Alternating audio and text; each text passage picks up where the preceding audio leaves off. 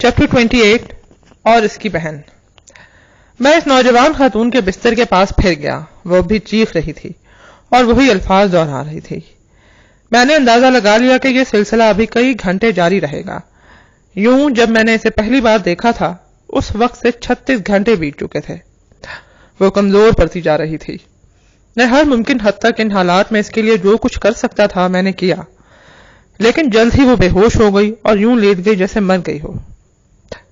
کیا وہ مر چکی ہے؟ بڑے بھائی نے پوچھا، اور اب تک میں جان چکا تھا کہ یہی نواب ایورمونڈے ہے۔ نہیں، لیکن یہ مر رہی ہے۔ اس نے بڑی دلچسپی سے مرتی ہوئی جوان عورت کی طرف دیکھتے ہوئے کہا، یہ عام آدمی کتنے طاقتور ہوتے ہیں۔ میں نے جواب دیا، جب امید ختم ہو چکی ہو تو غم طاقتور ہو جاتا ہے۔ پہلے تو نواب نے میری بات پر کہا لگایا، پھر مجھے گھور کر دیکھا اور پھر اپنے پاؤں سے ایک کرسی قریب گھسیٹ کر اس پر بیٹھ گیا اور کہنے لگا، ڈاکٹر، میرا بھائی ان کتوں کی وجہ سے مصیبت میں پھنس گیا تھا۔ میں نے اسے کہا کہ ہم تمہیں مدد کے لیے کہیں گے۔ تم مشہور آدمی ہو اور اس کے ساتھ ساتھ تم ایک جوان آدمی ہو جو امیر اور کامیاب بننا چاہے گا۔ یاد رکھو، یہاں تم نے جو کچھ دیکھا ہے ایک راز ہے۔ تمہیں کسی کو اس سلسلے میں کبھی کچھ نہیں بتانا۔ میں نے وہاں جو کچھ دیکھا اور سنا اس کی وجہ سے میرا ذہن بہت پریشان اور دکھی تھا، لیکن میں صورتحال کو سمجھ کر محتاط ہو گیا۔ میں نے کہا، جناب، ڈاکٹر کبھی ان باتوں کو نہیں دہراتا جو اس کے مریض نے اسے بتائی ہوں۔ 2 دنوں کے بعد وہ مر گئی۔ انہوں نے مجھے سونے کی شکل میں فیس دی، لیکن میں پہلے سے فیصلہ کر چکا تھا کہ میں ان سے کچھ نہیں لوں گا۔ انہوں نے جھک کر مجھے سلام کیا اور میں چلا آیا۔ اس مرحلے پر ہم میں سے کسی نے کوئی بات نہ کی۔ دوسرے دن انہوں نے وہ سونا پھر بھجوایا جو میں نے لینے سے انکار کیا تھا۔ میری سمجھ میں کچھ نہیں آیا کہ میں کیا کروں۔ بہرحال میں نے ایک وزیر کو ایک ذاتی خط لکھا جس میں ساری تفصیل لکھ دی۔ میں جانتا تھا کہ نواب اور اس کے بھائی کے خلاف کوئی کارروائی نہیں ہوگی۔ وہ طبقہ شرفا کے اعلیٰ افراد تھے۔ ان کا بے حد اثر و رسوخ تھا۔ میں نے جو خط لکھا تھا وہ دراصل اپنے ضمیر کی خلش سے نجات حاصل کرنے کے لیے لکھا تھا۔ جب میں وہ خط مکمل کر چکا تھا تو ایک خاتون ملاقات کے لیے آئی۔ وہ نواب ایورمونڈے کی بیگم تھی۔ اسے شبہ ہوا تھا اور کچھ حقیقت وہ جان چکی تھی۔ اسے یہ معلوم نہیں تھا کہ وہ جوان لڑکی مر چکی ہے۔ اسے یہ معلوم ہوا تھا کہ مرنے والی لڑکی ایک چھوٹی بہن بھی ہے اور وہ اس کی مدد کرنا چاہتی تھی۔ اس نے مجھ سے پوچھا کہ کیا میں اس لڑکی کو جانتا ہوں کہ وہ کہاں رہتی ہے۔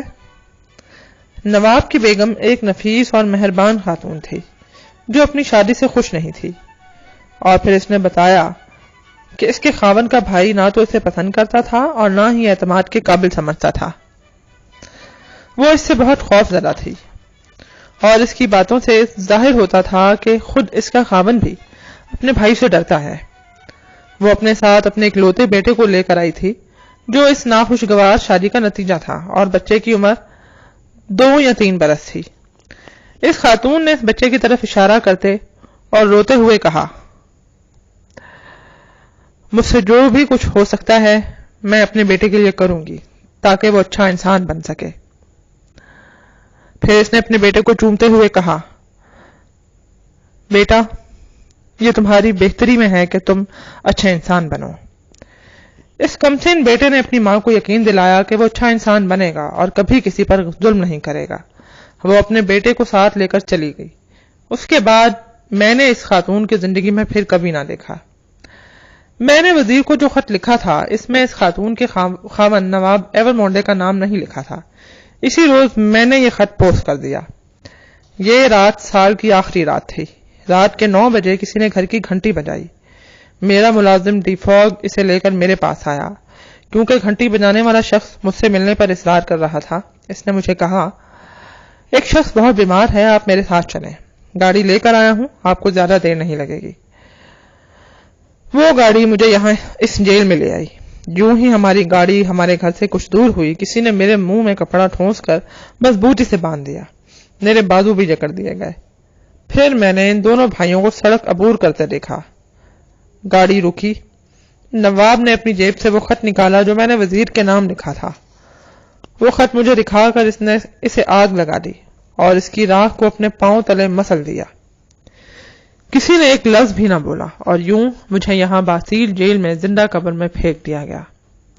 میں ڈاکٹر مانے اس وقت یہ سب کچھ لکھ رہا ہوں۔ مجھے امید ہے کہ ایسا وقت آئے گا جب حالات تبدیل ہوں گے، اور جب ایسا وقت آئے تو میں توقع کرتا ہوں کہ ان لوگوں کو ان کے کیے کی سزا دی جائے جو اس وقت زندہ ہیں، بلکہ ان کے تمام بچوں کو بھی سزا دی جائے۔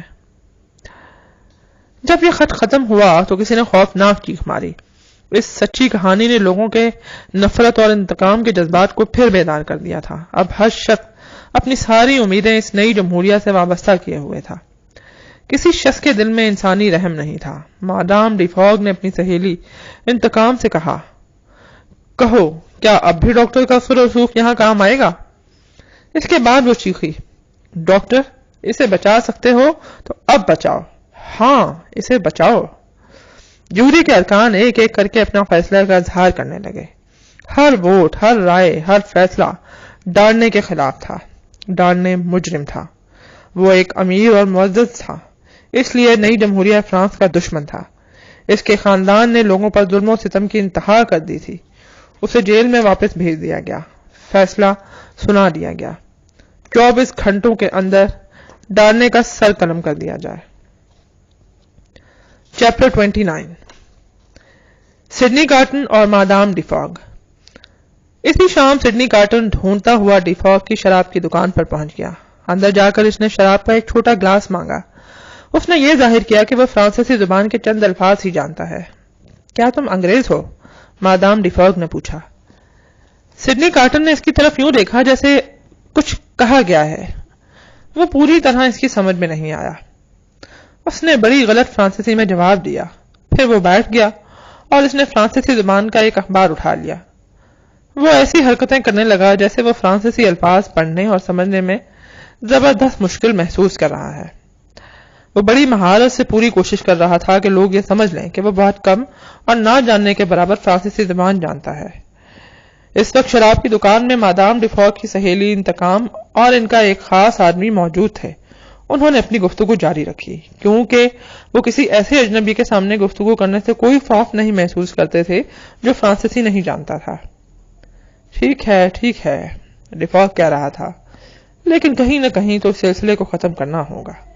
اس کی بیوی نے کہا، ہم جب تک وہ سب ہلاک نہیں ہو جاتے رک سکتے ہیں نہ ختم ہو سکتے ہیں۔ دوسرے دونوں افراد نے مادام ڈی فوگ کی تائید کی۔ ڈی فوگ نے کہا، مگر ڈاکٹر نے بہت تکلیفیں اٹھائی ہیں، اس کی بیٹی کا غم اسے ختم کر دے گا، وہ اسے برداشت نہیں کر سکے گا۔ مادام ڈی فوگ نے طنز سے کہا، اگر تمہارے بس میں ہوتا تو تم اس کے خاوند کو بچا لیتے۔ نہیں، ڈی فوگ نے جواب دیا، لیکن میں یہ ضرور چاہتا ہوں کہ اب یہ سلسلہ ختم کر دیا جائے۔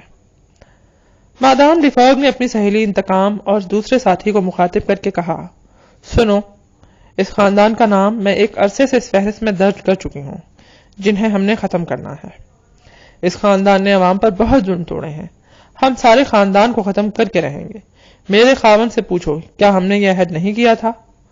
مادام ڈی فوگ کہنے لگی، جس دن باسیل جیل کو توڑا گیا اسی دن ہم نے ڈاکٹر کے ہاتھ کی لکھی ہوئی وہ تحریر پڑھی۔ اس رات میں نے اپنے خاوند کو اپنا راز بتایا۔ تمہیں وہ خاندان تو اب یاد ہوگا جس کا ذکر ڈاکٹر نے اپنی تحریر میں کیا تھا اور جس پر ایورمونڈے خاندان کے دونوں بھائیوں نے قیامت ڈھائی تھی۔ وہ خاندان امیر تھا، وہ خاندان میرا تھا۔ اس لڑکے کی وہ بہن جو ماری گئی وہ میری بہن تھی۔ وہ لڑکا میرا بھائی تھا جسے قتل کر دیا گیا تھا۔ وہ خاوند جسے انہوں نے مار دیا وہ میری بہن کا خاوند تھا۔ وہ باپ جس کا دل ٹکڑے ہوا اور وہ مر گیا وہ میرا باپ تھا۔ پوچھو میرے خاوند سے، کیا میں نے اسے یہ راز نہیں بتا دیا تھا؟ ہاں، یہ سچ ہے، ڈی فوگ نے کہا۔ مادام ڈی فوگ نے پھر بڑے خوفناک لہجے میں کہا، تو پھر ہوا اور آگ سے کہو کہ رک جاؤ، مجھے نہ کہو کہ میں سلسلہ ختم کر دوں۔ وہ انتہائی نفرت سے گفتگو کر رہی تھی۔ اس کی سہیلی انتقام اور خاص ساتھی اس کی گفتگو سے لطف اندوز ہو رہے تھے۔ وہ دونوں اس کے ایک ایک لفظ سے اتفاق کر رہے تھے۔ ڈی فوگ نے اپنی بیوی کی بات کاٹتے ہوئے کہا کہ میری بیوی ایک نیک اور مہربان عورت کو جان بوجھ کر نظر انداز کر رہی ہے۔ نواب کی بیگم جس نے میری بیوی کی مدد کی تھی. مگر مادام ڈیفوک کچھ سننے کے لیے تیار نہ تھی. وہ بار بار اپنی بات دہرا رہی تھی. ہوا اور آگ سے کہو رک جائے، میں نہیں رکوں گی. سڈنی کارٹن ان کی ہر بات، ہر لفظ دھیان سے سن رہا تھا. بہت سی باتیں وہ اس سے پہلے بھی جان چکا تھا اور یہ باتیں اسے جاسوس جان باسٹ نے بتائی تھیں. اب سڈنی کارٹن کو پورا احساس ہو چکا تھا اور وہ مادام ڈیفوک کی گفتگو سے حقیقت جان گیا تھا کہ لوسی اور اس کی بچی کی جان بھی خطرے میں ہے. مادام ڈیفوک قسم کھا چکی تھی کہ وہ ایورمونڈے خاندان کے کسی زندہ فرد کو نہیں بخشے گی اور لوسی اور اس کی بچی بھی اسی خاندان میں شامل ہو چکے تھے. سڈنی کارٹن کو معلوم ہو گیا کہ جب ڈیفوک ڈانڈے کی موت کے حق میں ہونے کے ساتھ یہ اصرار کر رہا تھا کہ اب اس خطے کو ختم کر دیا جائے تو اس کا مطلب یہ تھا کہ لوسی اور اس کی بچی کی جان بخش دی جائے. لیکن مادام ڈیفوک یہ نہیں چاہتی تھی، اس کے ساتھی یہ نہیں چاہتے تھے. اس دور میں جو فرانس کی تاریخ کا سب سے انوکھا دور تھا، کسی پر ترس نہیں کھایا جا سکتا تھا اور جو شخص ایسا کرتا تھا اس کی سزا بھی موت تھی. انگلستان واپس جانے کے لیے جن کاغذات کی ضرورت تھی وہ مکمل ہو چکے تھے. لوری کے کاغذات پہلے سے تیار تھے. سفر کا ایک اجازت نامہ ڈاکٹر مانے کے لیے تھا، دوسرا لوسی اور اس کی بچی کے لیے اور تیسرا سڈنی کارٹن کے لیے.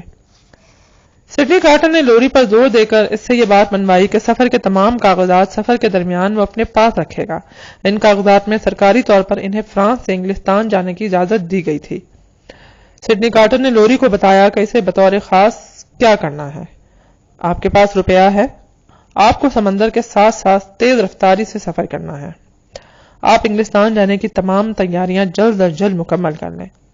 اپنے گھوڑے صبح کے وقت ہی تیار کر لیں. آپ کو ہر حال میں دوپہر 2 بجے، ہاں ٹھیک 2 بجے روانہ ہونا ہے. لازماً تاخیر نہیں ہونی چاہیے.